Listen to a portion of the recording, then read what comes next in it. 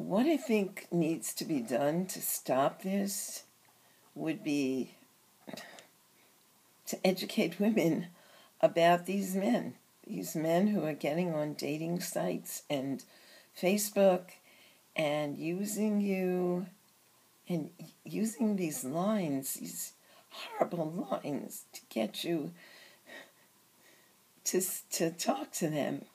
And it's very bad. And I would suggest, if you meet a man, do not go off site. Stay on the site. Do not go off the site. If they tell you they want to Skype, don't Skype with them. Don't do anything.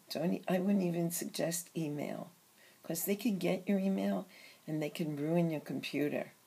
They do awful, awful things, really. And like I said, the only thing that can be done is that women have to be educated. And they prey on any woman who appears vulnerable. And on the internet, if you appear vulnerable, they are going to prey on you. And they're going to say beautiful things to you. And many times these things are stolen. They're stolen right out of someone else's poetry. And they're stolen from people on the internet. And these scammers, they have a whole group of them. And sometimes they're doing 3, 4, 5 women at a time. And so the best thing to do would be to ignore anyone who bothers you. The best thing for the world to do would be to get rid of these scammers. They are congregated in places like Nigeria, and it's part of the economy, I think, and they have to stop. It has to be stopped. It's not just the United States; it's all over the world.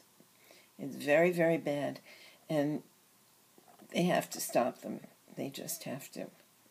And so that's what I would say, is to make sure that you don't get involved with a man and then take it off the site, because that is when they can do all kinds of things to you, get into your head, hypnotize you. They actually really hypnotize you. And there's all kinds of techniques they use. And if a man asks for money and you don't know him and it just doesn't seem right, don't give it. Women have lost thousands and thousands. And as I said, just today, I saw a woman come on who had lost over $1 million. And it goes like that. People just give it, and it's easy. If you think you love somebody, you want them to be happy, and that just happens. And very, very sad indeed. And I don't know. So all I can say is I thank goodness and God. And maybe my husband looking over me, that I'm able to be in a better place now. If you'd asked me this in June, I would have been all over the place. But now I'm happy to say that I'm in a better place, and I understand, and I just thank God that I was able to get away with this and not have anything happen, and to be able to feel good about myself, because that's really the ultimate, is that this can make you feel terrible about yourself.